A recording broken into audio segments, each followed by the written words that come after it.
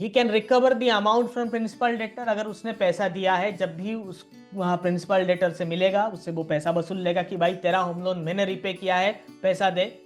और लीगली वो पैसा देने के लिए बाउंड है। वो गारंटर कोर्ट में भी जा सकता है ये पैसा लाने के लिए, बट बैंक तो बच जाएगा ना। पहले बैंक को, बैंकर्स क्या चाहता है कि मुझे कोर्ट कचहरी के झमेले में नहीं पड़ना है, इसीलिए मेरा सरफेस एक्ट अच्छा है तो अच्छा है, ठीक है। आईबीसी है तो दिक्कत होगा थोड़ा सा आईबीसी में, मगर लोक अदालत में जितना बिना जब बहुत ज़्यादा फी दिए हुए, बहुत ज़्यादा डिस्प्यूट किए हुए केस सॉल्व हो जाए, ठीक है।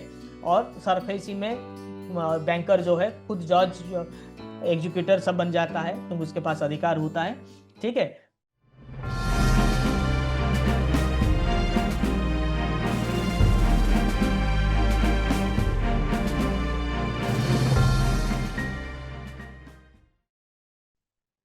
Mortgage is what in the immovable property. Mortgage immovable property के ऊपर क्या होता है? Transfer of title, transfer of interest, transfer of right, और नॉन ऑफ द एबव। थोड़ा सा जो चीजें आप जानते हैं उसको ट्वीक करके क्वेश्चन पूछता है आईबीपीएस। तो उसी के फॉर्मेट में, उसी के तर्ज पर क्वेश्चन आपके सामने। थोड़ा सा आप सेशन को मतलब क्या बोलते हैं, इफ आई मस्ट से, कि अगर आप समझने की कोशिश करेंगे क्वेश्चन को, बहुत सारे क्वेश्चंस के सवालों का आंसर आपको मिल जाएगा, ठीक है। Yes, it is a transfer of interest. Mortgage में आप इंटरेस्ट ट्रांसफर करते हो कभी कभार, जो आपका ओनरशिप है वो ट्रांसफर इमीडिएट नहीं करते हो आप, बट इंटरेस्ट क्या होता है? इंटरेस्ट आप किस चीज के ऊपर इंटरेस्ट लेते हो? जो आपका होता है, जो आपको मिलने वाला होता है, जो आपको मिल सकता है, जिसके ऊपर आपका कोई अधिकार है, ठीक है। It is transfer of interest. कभी कभार आप साइन नहीं करते हो, जैसे आप इक्विटेबल मॉर्गेज करते हो, वो प्रॉपर्टी आपके नाम पे नहीं होता है, बट कुछ कंडीशंस मेट ना होने पर उस प्रॉपर्टी को आप ले सकते हो, क्योंकि आपका पैसा उस प्रॉपर्टी के ऊपर लगा हुआ है। जब आपका पैसा उस प्रॉपर्टी के ऊपर लगा हुआ होता है तो क्या होता है? आपका इंटरेस्ट वहां पे बरकरार रहता है, ठीक है। So it is not transfer of right, it is not transfer of the title, it is transfer of the interest. वहां पे कुछ है जिसके लिए आप वहां पे जाते हो, ठीक है, राइट। मतलब मॉर्गेज इज लाइक महबूबा की गली। महबूबा का घर आपका नहीं होता है। महबूबा और महबूब, for both the genders I am telling you. So mortgage effectively is the महबूबा की गली, right. I hope you love some examples, and my examples are landing in right direction to keep the class entertained, because all of us know that banking is a very, what we say, is a very monotonous topic, monotonous subject to teach. In case of sorry, answer आ गया पहले। In case of mortgage by conditional sale, the property is the property is sold with a condition for reconveyance, sold unconditionally, sold by mutual oral consent, और all of the above। Mortgage by conditional cell में हम क्या करते हैं? उसको पहले cell कर देते हैं, फिर बोलते हैं कि हम उसको वापस ले जाएंगे। अगर हम अपना पैसा वापस कर दिए बैंक को, तो फिर हम आपसे अपना प्रॉपर्टी फिर से खरीदवा लेंगे। और इट इज सोल्ड अनकंडीशनली, जब आप पैसा वापस करेंगे तब का तब देखा जाएगा। सोल्ड बाय म्यूचुअल कंसेंट क्या होता है? मैंने तो आंसर दिखाई दिया था। तो it is sold with a condition for reconveyance. मतलब कंडीशनल सेल में क्या होता है, मैंने आपको प्रॉपर्टी सेल कर दिया। When I take a mortgage, क्या पता कि मैं पैसा वापस कर पाऊंगा कि नहीं कर पाऊंगा, home loan. So when I take a home loan with a mortgage by conditional sale, I write a conditional sale letter. If I am not able to pay my dues in time, then this property is all yours. पूरा revenue stamp bump करके, revenue pay करके, stamp फी पे करके आपको कर दूंगा। अगर मैंने पे कर दिया, then that contract will never be materialised. वो कभी था ही नहीं, क्योंकि मैंने तो पे कर दिया ना। Getting it? Thank you, thank you, thank you. कभी कभार आप थोड़ा सा फीडबैक भी दीजिए, क्वेश्चंस कैसा है, कैसा लग रहा है। आप में से बहुत सारे लोग पहले भी एग्जाम दे चुके होंगे, तो सही क्वेश्चन है कि नहीं है।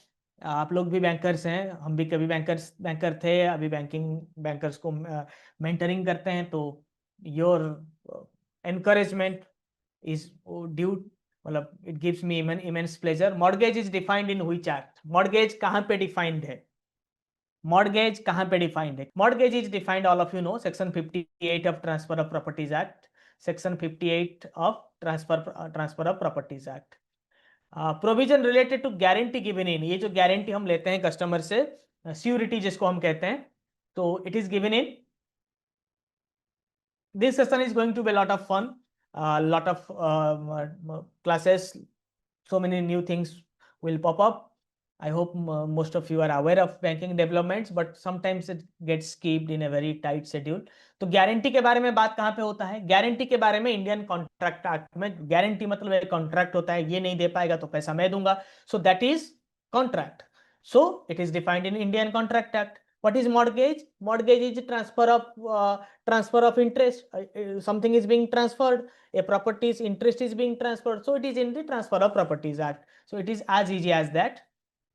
In case of loan repaid by guarantor on default by the principal debtor, he or she can. अगर principal debtor default कर देता है तो कोई और जो गारंटर है अगर वो रिपे करता है, I am speaking in both in English and Hindi, all of you understanding, no issue from both south India and north India students. So recover the amount from the principal debtor, he is entitled to all securities in possession of the creditor, only A, both A and B. मतलब home loan में default कर दिया customer, guarantor उसको पे कर दिया, तो जो होम मॉर्गेज था ये घर किसका हो जाएगा? प्रिंसिपल डेटर का रहेगा या फिर जिसने रीपे किया लोन उसका हो जाएगा घर? बताइए. Your participation is highly encouraged. Yes, both A and B. He can recover the amount from principal debtor. अगर उसने पैसा दिया है, जब भी उस वहां प्रिंसिपल डेटर से मिलेगा उससे वो पैसा वसूल लेगा कि भाई तेरा होम लोन मैंने रीपे किया है, पैसा दे. और लीगली वो पैसा देने के लिए बाउंड है. वो गारंटर कोर्ट में भी जा सकता है ये पैसा लाने के लिए, बट बैंक तो बच जाएगा ना. पहले बैंक को, बैंकर्स क्या चाहता है कि मुझे कोर्ट कचहरी के झमेले में नहीं पड़ना है, इसलिए मेरा सरफेस एक्ट अच्छा है तो अच्छा है, ठीक है. आईबीसी है तो दिक्कत होगा थोड़ा सा आईबीसी में, मगर लोक अदालत में जितना बिना जब बहुत ज़्यादा फी दिए हुए, बहुत ज़्यादा डिस्प्यूट किए हुए केस सॉल्व हो जाए, ठीक है. और सरफेसी में बैंकर जो है खुद जज, एग्जीक्यूटर सब बन जाता है, क्योंकि उसके पास अधिकार होता है, ठीक है. उसी तरह से गारंटर से पैसा वसूल लेगा, गारंटर को बोलेगा आप जाइए कोर्ट में उससे पैसा ले लीजिए, कोर्ट आपको सपोर्ट करेगा, तो he can legally recover.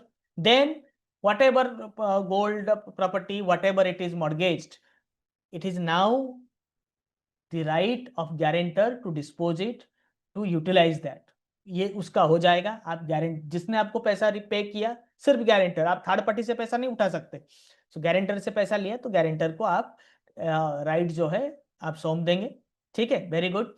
In case of default by principal debtor, bank can file suit against हुम?